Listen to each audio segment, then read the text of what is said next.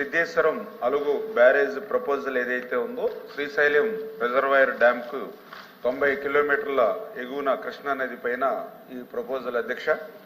అయితే ఏదైతే ఈ ప్రపోజల్ ఈ రోజనే కాదు, ఆ రోజు 2011 సంవత్సరంలో కూడా ఈ ప్రపోజల్ తీసుకురాగా ఆ రోజునటువంటి ప్రభుత్వం 26/6/2013 సంవత్సరంలో ఆల్రెడీ 21320 ఒక మెమో కూడా ఆనాటి ప్రభుత్వం ఇచ్చింది అధ్యక్ష. ఆ మెమోలో చాలా క్లియర్ గా ఏదైతే కర్నూలు జిల్లా నందికొట్కూరు తాలూకాలో కృష్ణా నది మీద సిద్ధేశ్వరం అలుగు నిర్మాణం అవసరం లేదు, ఎందుకంటే ఈ రిజర్వాయర్ 4 షోలో భాగంగా మరొక డ్యాం నిర్మాణం వల్ల అదనపు నీటిని నిల్వ చేయడం జరగదు. అందుచేత శ్రీశైలం రిజర్వాయర్ నీటి విలువ అంటే ఇప్పుడు శ్రీశైలం ఏదైతే ఉందో 215 టీఎంసీలు ఏదైతే కెపాసిటీ శ్రీశైలం ఉందో ఆ రిజర్వాయర్ లోనే మరొక రిజర్వాయర్ నిర్మాణం చేయడం ద్వారా ఒక 50 టీఎంసీలు అంటే ఈ 215 టీఎంసీల నీరే మరి 165 ప్లస్ 50 అంటే ఉన్న రిజర్వాయరే 2 రిజర్వాయర్లుగా అవుతుంది తప్ప ఎడిషనల్ గా వాటర్ ని నిల్వ చేసేటువంటి పరిస్థితి ఈ సిద్ధేశ్వరం ద్వారా రాదు అనేది ఒకటి.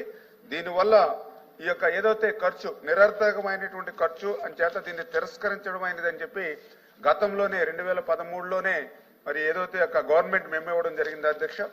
తర్వాత ఇదే ప్రతిపాదన మళ్ళీ 2016-2017లో వచ్చినప్పుడు కూడా మళ్ళీ ఈ ప్రతిపాదనని ఆ రోజునటువంటి ప్రభుత్వం కూడా పరిశీలించి ఈ కృష్ణా నది మీద ఉన్నటువంటి ఈ సిద్ధేశ్వర అలుగు నిర్మాణం ఏదైతే ఇప్పుడు ప్రపోజల్ వచ్చిందో ఈ శ్రీశైలం రిజర్వాయర్ అనగా శ్రీశైలం వెనక జలాల పరివాహక ప్రాంతంలోనే ఉండడం ఒకటి.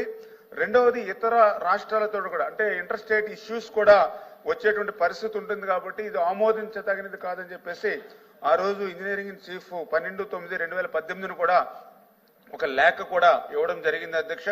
అంటే ఈ రకంగా ఏదైతే అదనపు నీరు నిల్వ లేకుండా అదనపు నీరు నిల్వ చేసే అవకాశం లేనప్పుడు అదనంగా ఖర్చు చేయడం అనేది ఒకటి.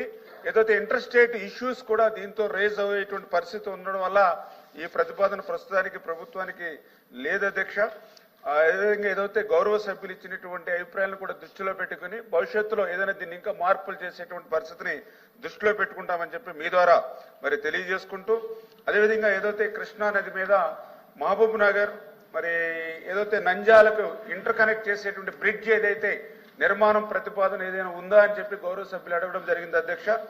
ఏదైతే ఈవేళ national highway authority of India వాళ్ళు ఏదైతే ఈ యొక్క తెలంగాణ రాష్ట్రం సోమశిల నుండి ఆంధ్రప్రదేశ్లోని సిద్ధేశ్వరం నంద్యాల జిల్లాకు కనెక్టివిటీగా ఏదైతే 1083 కోట్ల రూపాయలతోటి ఒక ఐకానిక్ బ్రిడ్జిని ఈ యొక్క గవర్నమెంట్ ఆఫ్ ఇండియా నిర్మాణం చేసేటువంటి ప్రక్రియను ప్రారంభించి ఇది ఆల్రెడీ టెండర్ల దశలో ఉన్నటువంటి పరిస్థితి అధ్యక్ష.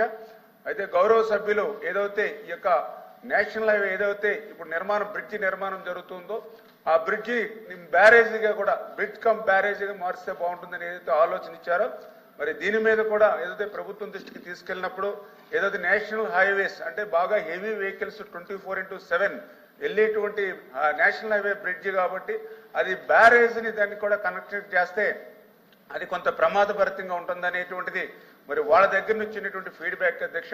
ఏదేమైనా గౌరవ సభ్యులు ఏదైతే చెప్పడం జరిగిందో దాన్ని కూడా నోట్ చేసుకుని ఫర్దర్ గా దీన్ని ఇంకా ఏమైనా డెవలప్ చేయడానికి ఖచ్చితంగా ఆలోచన చేస్తాం అధ్యక్ష.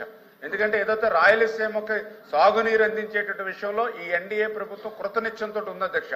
దానికి ఉదాహరణ మొన్ననే హంద్రీనేవా, ఎందుకంటే గత 5 సంవత్సరాల్లో ఒక 5 రూపాయలు కూడా పెట్టినటువంటి స్థితిలో మొన్న గౌరవ ముఖ్యమంత్రి చంద్రబాబు నాయుడు గారు 2500 కోట్ల రూపాయలు హంద్రీనేవాకి 5 నెలల్లోనే కేటాయించి ఆ యొక్క రాయలసీమకు సాగునీరు త్రాగునీరు అందించేటువంటి విధానంలో ప్రాధాన్యత కల్పించాలనేటువంటి పరిస్థితి అధ్యక్ష.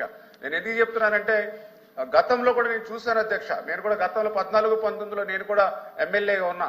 ఆ రోజు 5 సంవత్సరాల్లో రాయలసీమకు మీకు 7 లక్షల కోట్ల బడ్జెట్ ఉంది అధ్యక్ష. టోటల్ బడ్జెట్ 7 లక్షల కోట్లు ఉంటే అందులో రాయలసీమకు మేము 12,000 కోట్లు పెడితే తర్వాత 12 లక్షల కోట్ల బడ్జెట్ ఉంది అధ్యక్ష. 19-24లో జగన్మోహన్ రెడ్డి గారి ప్రభుత్వంలో బడ్జెట్ పెరిగింది, కానీ 2,000 కోట్లు కూడా ఆ రోజు రాయలసీమకి